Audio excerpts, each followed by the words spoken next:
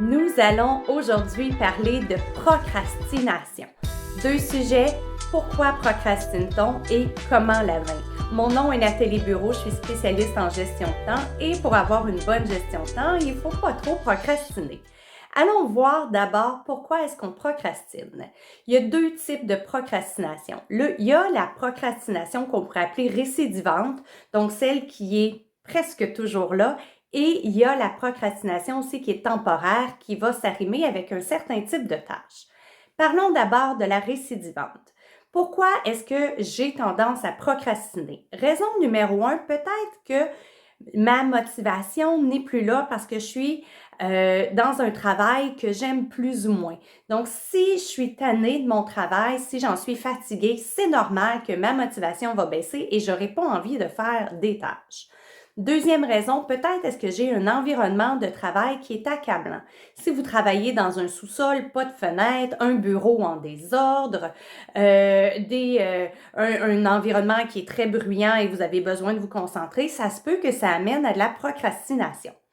Troisième raison, une fatigue générale. Donc, peut-être que moi, je me sens beaucoup plus fatiguée ces temps-ci et que ça me prend toute ma grosse motivation pour réussir à faire des petites tâches. Alors, ça va amener également à procrastiner. Quatrième raison, la recherche de sensations. Il y a des gens qui vont attendre à la dernière minute avant de faire une tâche parce que là, il y a un petit rush d'adrénaline qui survient. Hein? Faire des tâches à la dernière minute, c'est un peu comme aller en montagne russe ou faire un show en parachute. Et il y a des gens, qui vont rechercher cette sensation-là. Donc, volontairement, ils vont attendre à la dernière minute avant de faire certaines tâches. Finalement, la cinquième raison, et non, ce n'est pas un mythe, le perfectionnisme va nous amener à procrastiner. Pourquoi? Parce qu'on n'a pas encore trouvé le logiciel infaillible. On n'a pas trouvé encore la méthode parfaite pour faire notre tâche. On n'a pas élaboré encore le meilleur document pour réussir à faire ce qu'on a à faire. Alors, parce qu'on n'a pas l'idée parfaite, on ne va pas se lancer, on ne va pas commencer à faire la tâche, ce qui va faire que ça va la retarder. Maintenant, ça c'est pour la procrastination récidivante. Parlons de la procrastination temporaire.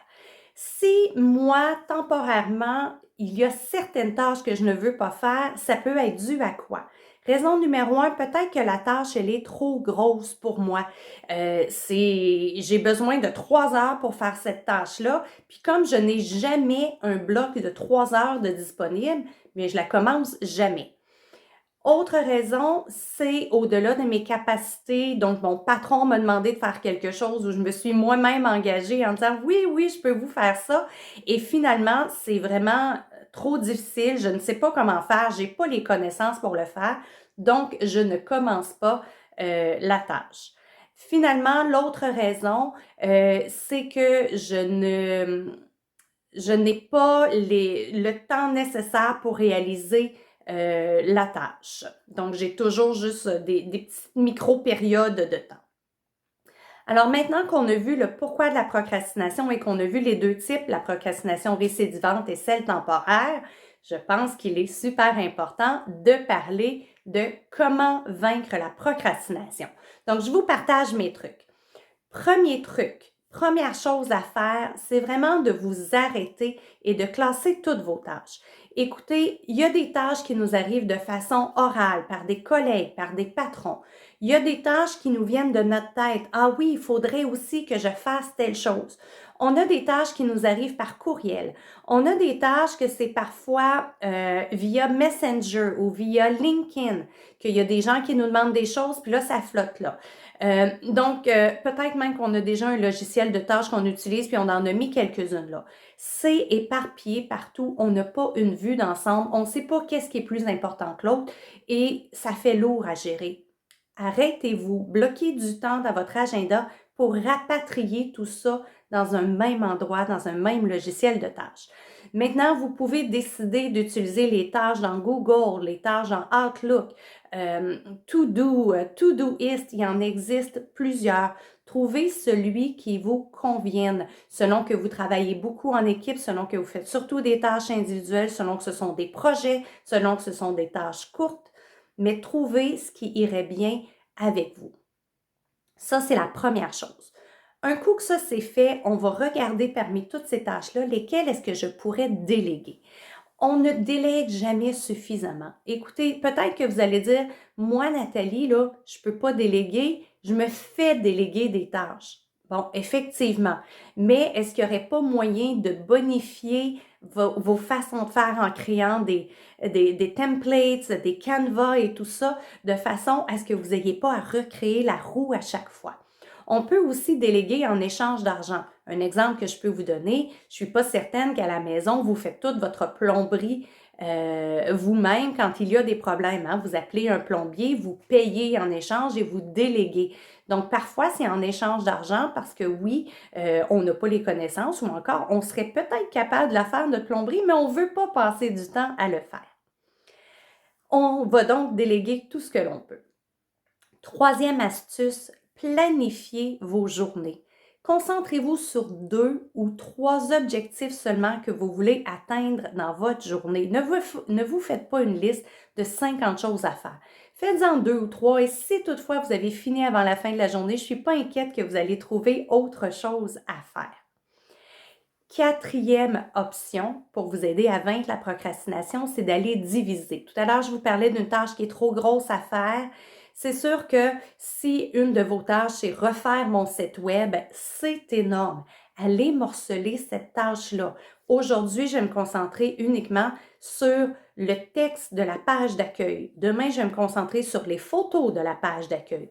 Le surlendemain, je vais me concentrer sur la page profil, ensuite la page contact, etc. Vous allez me dire, oui, mais Nathalie, ça va me prendre 5 mois réaliser mon site web. C'est mieux prendre 5 mois le réaliser qu'il dorme sur les tablettes pendant 3 ans parce que c'est trop gros et que vous ne commencez pas à le faire. Cinquième truc, adaptez votre environnement. Un environnement de travail, c'est dynamique. Oui, peut-être que vous faites du travail assis à un bureau. Si c'est le cas d'avoir un bureau qui s'élève pour pouvoir travailler debout, ça va vous motiver, ça va être intéressant.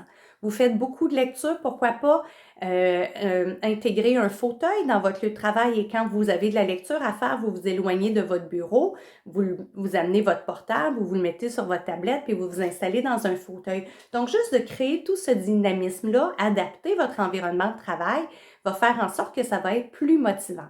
Et ne serait-ce que de commencer par nettoyer votre bureau. Le sixième truc, maintenant que je vous partage, c'est de prendre des rendez-vous avec soi. Un rendez-vous avec soi, c'est quoi? C'est, moi, ce que je recommande, c'est 3 fois par semaine, bloquer un moment dans votre agenda où vous refuserez d'être dérangé. Puis là, vous allez dire, ouais, mais mes collègues, oui, je comprends, mais en 35 heures, 40 heures de travail, 3 fois 1h30 ou à la limite 1 heure pour réussir enfin à accomplir vos tâches sans interruption, c'est quand même pas tant que ça. Et vous allez être surpris de constater à quel point on peut faire beaucoup dans 1 heure, 1h30 sans interruption versus 4 heures où on est constamment interrompu. Le septième truc maintenant que je vous partage, c'est le truc de commencer par la tâche qui vous répugne le plus en commençant votre journée de travail. Donc, le matin, quand vous arrivez, vous listez vos 2-3 objectifs que vous avez dans votre journée et attaquez la tâche que vous aimez le moins faire. Le fait de faire cette tâche-là, ça va vous libérer l'esprit. Vous n'aurez pas à la traîner dans votre tête toute la journée, mais aussi ça va venir sécréter des endorphines, qui est une hormone du bonheur, une hormone du bien-être, et ça va vous redonner de l'énergie pour les tâches suivantes que vous avez à faire. Finalement, le dernier truc que je vous partage, ne faites qu'une seule chose à la fois. On a tendance à penser que quand on fait du multitâche, on est plus efficace. C'est tout à fait le contraire. Une seule chose à la fois va faire une grosse différence. Quand cette chose-là, elle est terminée, vous passerez à la fois suivante. À moins que vous ayez des choses qui ont besoin d'attendre.